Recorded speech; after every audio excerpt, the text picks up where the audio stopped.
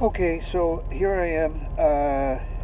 Welcome, Cheap Air Gunner Channel, Cherokee Steve. Just leaving work right now. And one of the things I had talked about at the end of the last video, as far as things I would make a video on checking out, which would include the velocity, sighting in, the dot optic, and testing the accuracy of the gun. There was something else I thought of just prior to leaving to come to work, and that was with all the teardown of the valve and repeatedly tightening and loosening and getting those holes lined up in the valve as many times as I had to do that. I just wanted to double check and make sure that over a longer period of time that valve would retain holding air. So prior to leaving for work, I put 10 pumps in the gun, and then now after getting home, I'll check and make sure, or see if it still sounds like it sounded in the past, as far as volume and the loudness of the gun shooting with 10 pumps. Hopefully it's still got air in it, and we'll find that out. So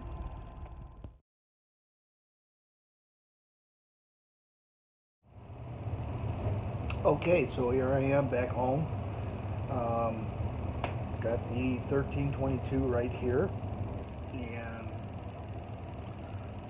to follow through, it's been pumped 10 times prior to me leaving for work. Let's make sure that it is retaining the air inside the valve after sitting for hours and hours and hours. So by the way, with the spring I have put into the valve, it does pump without having to pull the bolt back.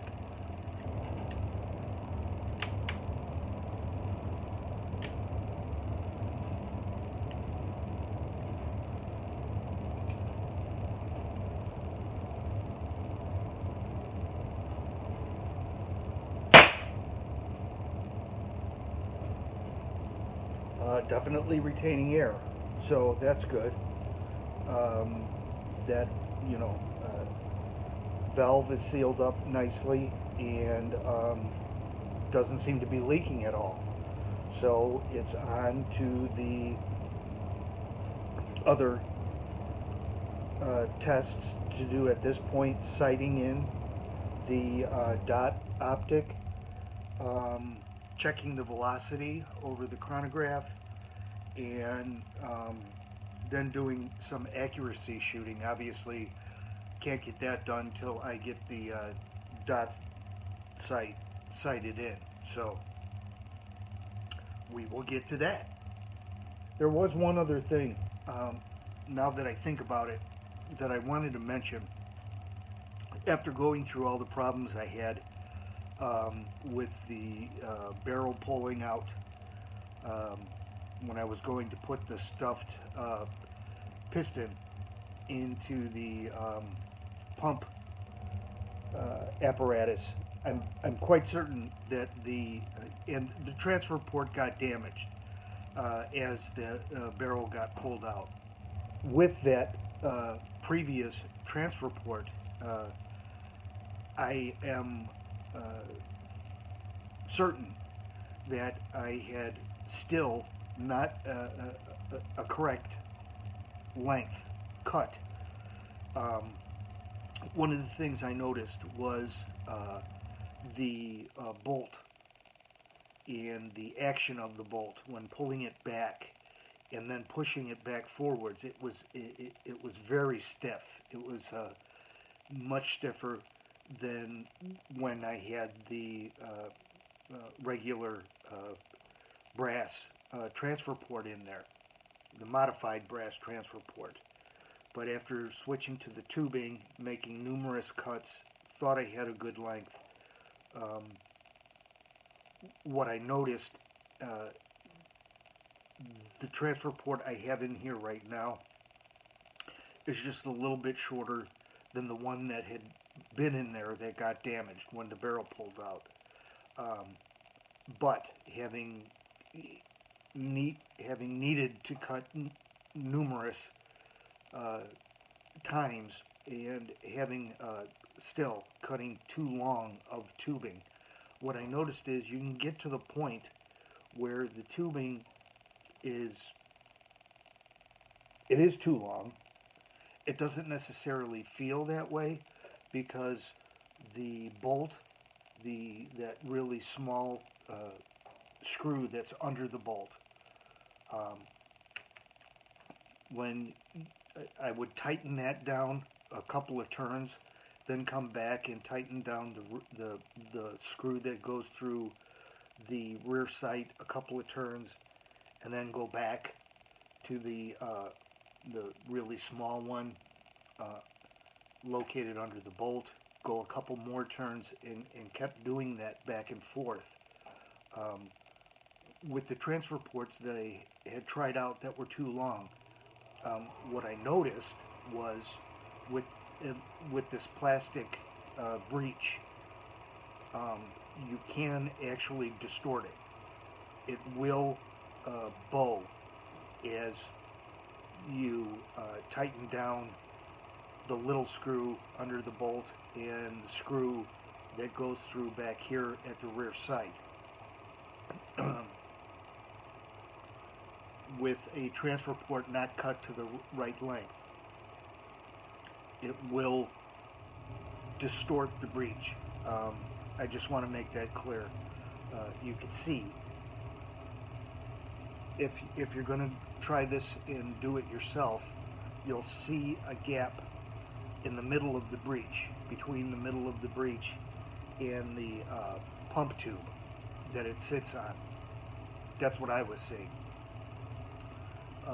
You do want a seal formed between the bottom of the transfer port, the tubing that's making contact with the valve port through the hole in the pump tube, and the top of the transfer port you want making contact with the chamfer around the port in the barrel. You do want a little bit of tension pushing down on that tubing to create a nice seal, but obviously you don't want it sticking up too much. It will affect the plastic breech. It might have less of, you might be able to get away with cutting something a little farther off, a little bit longer, possibly with the steel breech. That might tighten down and not distort. Obviously, certainly not as much as the plastic breech, but that is something to watch out for, so pay attention to that. I believe this is a good length that I have in there as of now, though. So we'll get on to that other testing.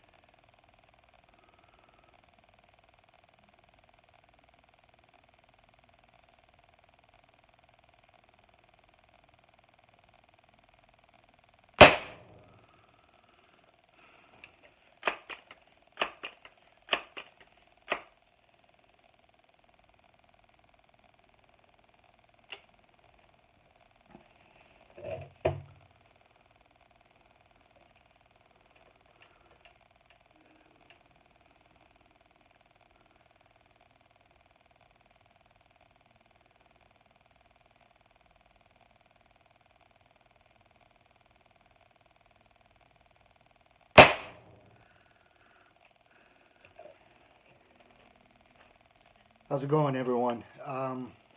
This portion of the video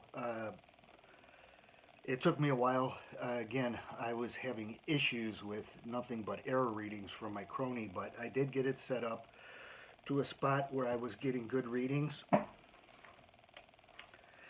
and I'm really pleased with the numbers. Since doing all that work, the necessity of having to change out the transfer port and actually going with a slightly shorter transfer port than what was previously in there, which is not bowing the breech. And in addition, the replacement using what was the stock sear spring in the valve for the valve spring, I think are the main contributors behind the numbers I'm seeing. Let's get to those numbers. With 10 pumps, I'm seeing 494 feet per second. Now, stock at 10 pumps, it was shooting 492 feet per second. So we're pretty much, yeah, a little bit over, but let's just say we're pretty much at stock performance at 10 pumps, which is really good.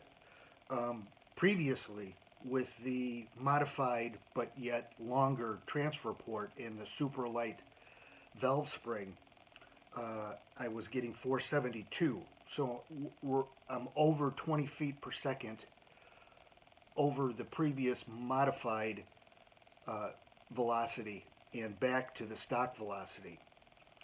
Now, at 15 pumps, I'm really happy with this. It jumps from 494 all the way up to 573 feet per second with the gun in its current condition. At stock, it was 541. And in its previous modified condition, it was at 538. So 573, we're well over that, well over that, and already seeing the benefits of the modifications done correctly. Let me emphasize that, done correctly to this gun. At 20 pumps, 629 feet per second. Okay. At 20 pumps stock, it was 581. In its previous modified condition, it was 630. I'm sorry, it was 612. Actually, I'm jumping ahead of myself. It's getting 629 feet per second with 20 pumps in its current condition. In its previous modified condition, it was getting 630 at 30 pumps. So at 10 pumps less, it's pretty much equaling the same velocity it was in its previous modified condition, which was an improvement over stock, which was 595. So we went from 595 stock to the original modifications that got it to 612 to the proper modifications where it is now. And that's 636 feet per second. Now that's awesome. Again, the pumping itself isn't that much of a labor as it was before. Believe me, in that stock condition, getting it to 25 pumps, that I would be breathing heavily. And I just finished getting the shots off. But now what I did do at 25 pumps, seeing a fairly significant increase in the 5 pump increments up to this point, from 10 to 15 to 20 to 25. I pulled the bolt back before loading another pellet and fired it, and it is retaining air at 25 pumps. Now at 30 pumps, it only got me 1 extra feet per second, 637 feet per second.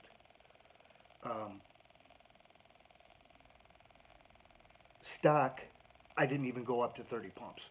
I just thought that was too much of a stress on the stock parts. So I don't have a stock reading for 30 pumps, but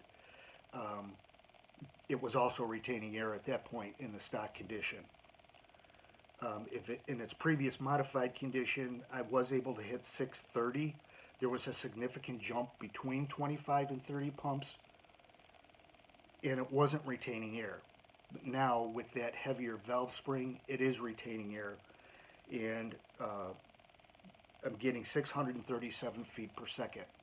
Now, 637 feet per second, again, this is with a 10 1/4 inch barrel. You move up to a 14 1/2 inch barrel. You're talking, a little bit over a 4-inch increase, and you're also talking about around a 15 feet per second increase in velocity per inch of barrel length. So, you know, uh, you're talking about 15 to 30 to 60. 60 feet per second, probably extra in velocity with a 14 1/2 inch barrel. Now you're pushing, you're right on the cusp of 700 feet per second, this gun shooting. Now you're talking about brake barrels, you know. Again, you don't have to pump up a brake barrel, you just break it once. But a brake barrel rifle, my Crosman 22 caliber nitro venom, I don't think that even gets 700 feet per second. And so, you're talking about a much lighter, much more compact gun, easier to carry around you if you're hunting. And like I said, 14 1/2 inch barrel, man, you're pushing 700 feet per second. That's just awesome. I'm this close to being curious enough to purchase the 14 1/2 inch barrel and a replacement barrel band for a longer barrel, and just to see what it can do. I'm I'm not going to do that. Number one, whoever wins the gun may actually appreciate the fact that it's as short as it is and it's as compact as it is, and want to keep it right where it's at. Again, my opinion, 637, 636, you're talking something that is more than capable of taking a rabbit or a squirrel with the right placement of a shot.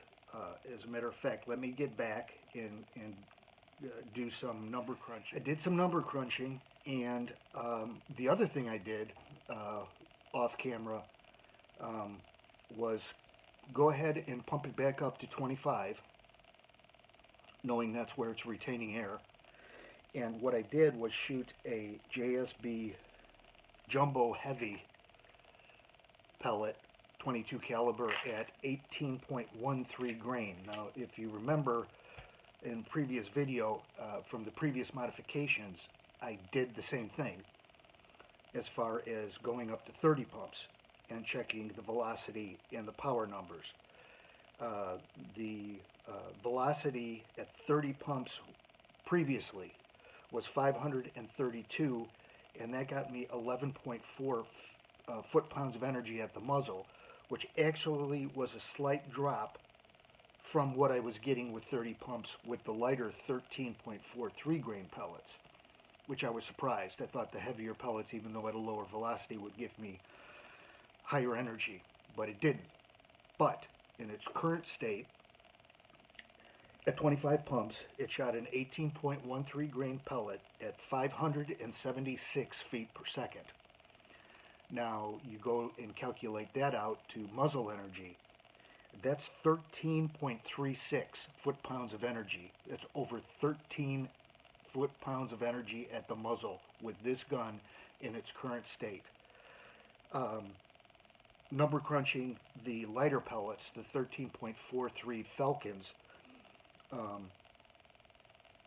at 25 pumps, that was coming out to 12.1 foot-pounds of energy. So you're talking over 12 foot-pounds of energy, either way you go. And with the heavier JSB pellet, you're talking over 13 foot-pounds of energy, which, again, far as in its stock, not its stock, but in its current form, with the stock barrel, um, you're talking about something that is more than capable, with good shot placement, of taking a squirrel or a rabbit. I'm just super pleased with these numbers. This is what I was expecting with the modifications that were made. And I hope you're just as excited as I am, with the opportunity to possibly win this particular gun. It's going to make a really nice shooter. 10 pumps will get you the stock 10 pump velocity. Once you move up from there, 15 or 20 or 25 pumps, you're really going to increase your velocity, and you've got a gun that's capable of doing it, without the added stress on all of those stock parts now that it's modified. Um, Next part of the video, I'm going to get to the accuracy. I did do some tweaking and some dialing in of the dot sight while I was getting the velocity numbers. So let's check out the accuracy of the gun. So as far as accuracy in this gun goes, this particular group right here, I was doing while sighting in the dot sight. This was my first shot. So I was aiming for the red circle, and it shot over here. I made some adjustments and overcompensated, pretty good height-wise, but went too far over to the left. The second shot was here. Everything else, with the exception, I think, of this one that was high, I went ahead and made another adjustment. So